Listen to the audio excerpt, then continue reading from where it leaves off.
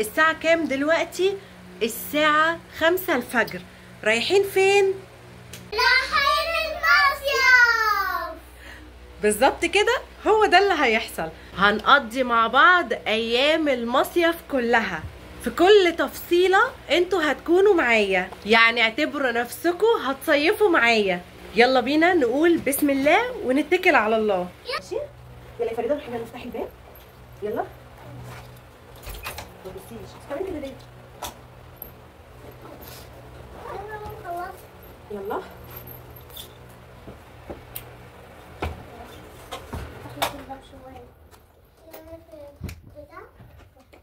اطلعي انتي بره، اطلعي انتي بره. يلا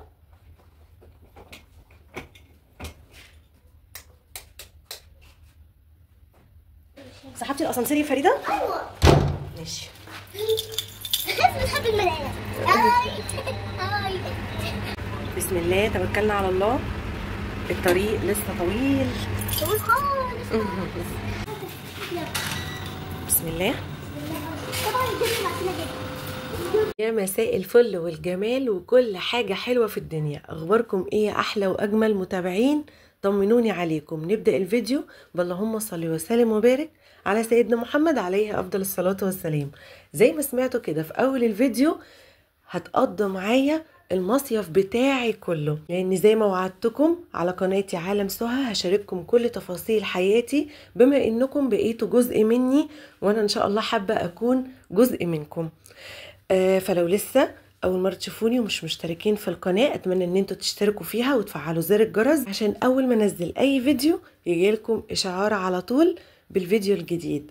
وما تنسوش برضو تسيبوا اللايك على الفيديو ده، حقيقي بيفرق معايا جدا جدا وبيشجعني ان استمر وانزل لكم فيديوهات اكتر ان شاء الله باذن الله، كلها طاقة ايجابية وحماس رهيب، وباذن الله هيكون فيها نصايح برضو واسرار وحاجات كتير جدا باذن الله هتغير حياتكم للافضل وللاحسن باذن الله.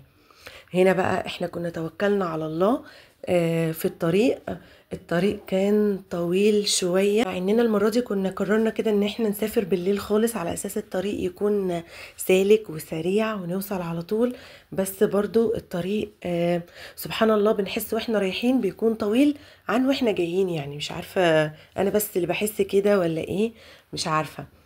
المهم العيال طبعا هي اللي بيضيق خلقها وبتجيب اخرها خالص وما بتبقاش خلاص قادرة وزهقانة طول الطريق، خلاص احنا مش قادرين، هنوصل امتى هنوصل امتى.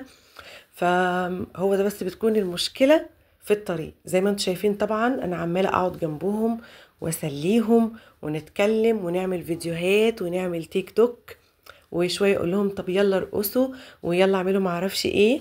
فريده بنتي طبعا اللي بتتكسف وتتحرك جدا، فدي كانت من اللحظات النادره ان هي تعمل حركتين كده قدام الكاميرا، فطبعا دي بالنسبه لي كانت لحظه نادره فلازم اصورها. كده خلاص احنا كنا تقريبا قربنا نوصل، لان احنا خدنا لغايه الساعه 8 كنا في الطريق، يعني من الساعه 5 لغايه الساعه 8. هنا دي العمارة اللي احنا مش واخدين فيها، يعني احنا شاريين فيها، يعني احنا رايحين المصيف ده على شقتنا. وصورت لكم طبعا اول الشارع البحر على طول، اول ما بندخل الشقة على طول على البلكونة.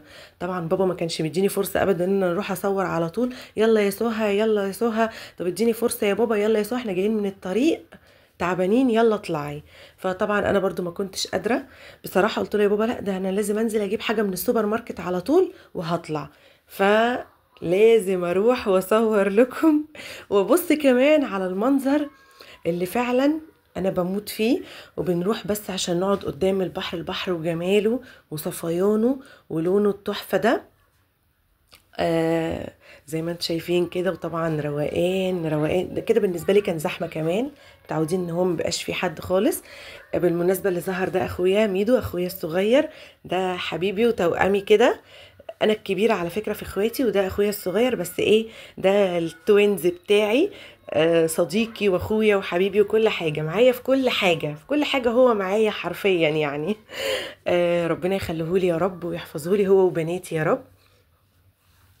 المهم بقى ده زي ما انتم شايفين كده المنظر طبعا تحفة. طلعت بقى بعد ما جبت حاجات من السوبر ماركت هم كانوا ناموا شويه وما قدروش بصراحه ينزلوا يعملوا اي حاجه. انا بقى خدت البنات، بما اني انا برضو بعشق البحر ومبقدرش ان انا منزلهوش، لا ازاي احنا جينا هنا وما ننزلش، احنا هم تعبانين من السفر. قلت لهم لا، انا هاخد البنات وهنزل انا. قالوا لي خلاص براحتك، انزلي انتي. واختي جت معايا واخويا، بس هم بقى ما قدروش يكملوا فطلعوا على طول. فطبعا انا ما عرفتش انزل مع البنات، خليتهم هم ينزلوا قدامي وانا قاعده قدامهم باخد بالي منهم. الجو حقيقي كان تحفه اليومين اللي احنا رحناهم. الجو كان حلو قوي، كمان الجو ما كانش حر قوي، فده خلانا كمان ننبسط اكتر.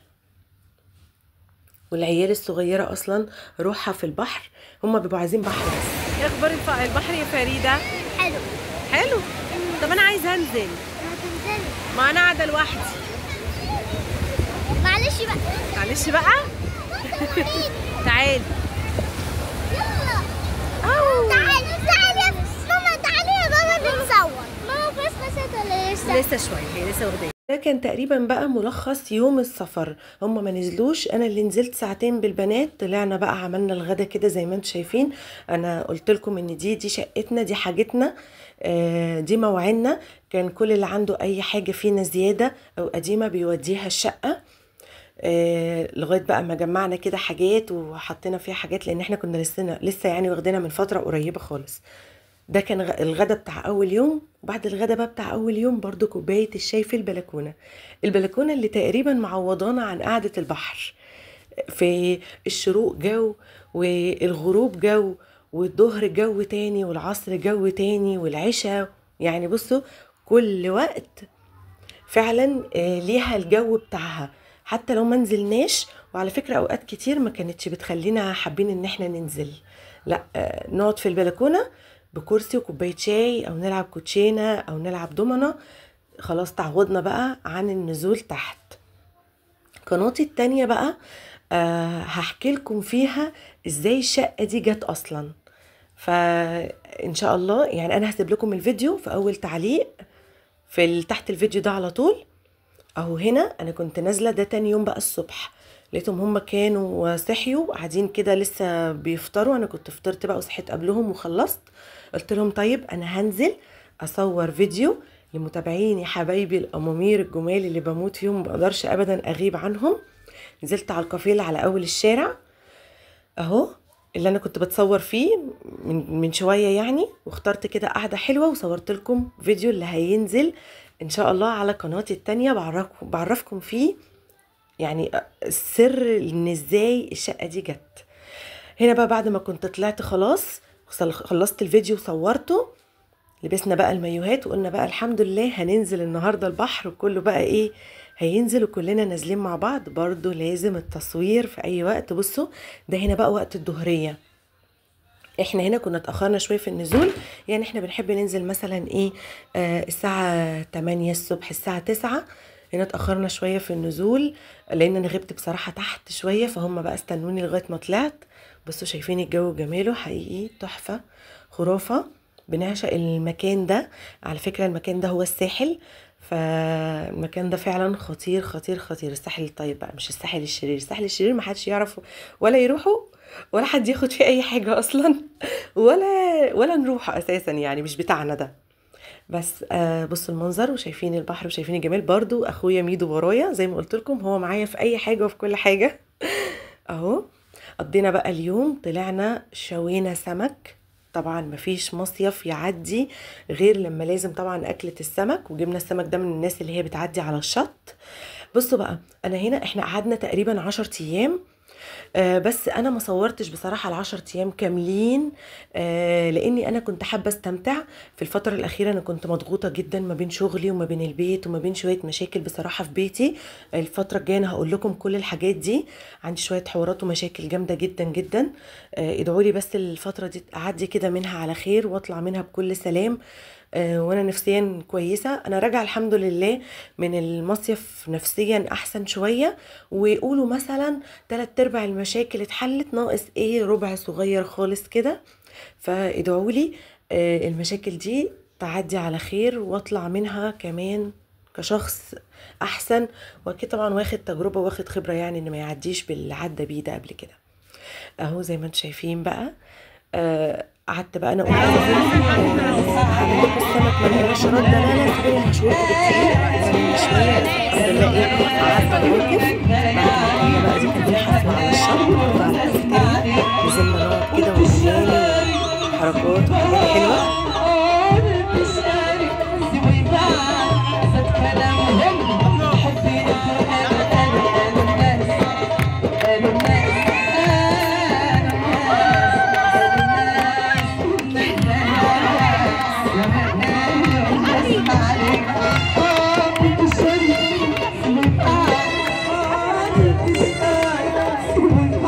وهنا ده برضو كان يوم تاني واحنا نازلين البحر، وبرضو في البلكونة بنتصور، بس هنا كنا نازلين بدري. يعني احنا في ايام نزلنا فيها بعد الظهر، وفي ايام نزلنا فيها بدري. الحاجات دي احنا جبناها طبعا، لازم اي مصيف لازم نجيب منه تذكار كده وحاجات حلوة تفرحنا. هنا زي ما انتم شايفين برضو كده ده البلكونة ودخلت الريسبشن. انا نسيت على فكرة برضو ان اصور المكان وكده الشقة، بس ان شاء الله هتتعوض.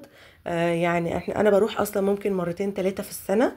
السنة دي بس اللي رحتها 2 بس، برضو عشان ظروف كده هبقى اقولها لكم في فيديو تاني. بصوا بقى، ما بيكملش بالنسبة لي اي مصيف الا بالاكلة دي. اللي يعرف بقى الشاطر وصاحب المزاج فعلا هو اللي هيقولي ايه الحاجة دي اللي بتتجاب من على الشط. يعني انتوا بقى قولولي. المهم كل حاجة وكل تفاصيل انا هحكيها لكم في فيديوهات تانية كتير جدا، مع روتينات بقى ومع حاجات حلوة كتير وخروجات وتفاصيل اكتر من حياتي على قد ما اقدر. بحاول اعكس لكم الصورة الحلوة، الصورة الايجابية، الفرحة، البهجة، علشان انتوا نفسكم حياتكم بعد الفيديو ده عايزاها تتغير للأحسن، وتحس ان انتوا عندكم طاقة كده وعايزين تغيروا حياتكم لكل حاجة حلوة وتعملوا فيها كل حاجة احسن. مش عايزه اقول لكم ان المصيف عدى الحمد لله كان كويس، لا هو برضو حصل فيه شويه تاتشات، ضربات، خناقات، وده العادي يعني بيحصل في اي عيله، بس الحمد لله عدى بسلام. وبرضو ما بنفتكرش منه الا الحلو، وعادي اي مصيف ياما بيحصل فيه واي عيله ياما بيحصل فيها. وبس كده خلاص. الفيديو خلص. يا رب يكون فيديو كله حماس وطاقة وفرحة وبهجة وكل حاجة حلوة.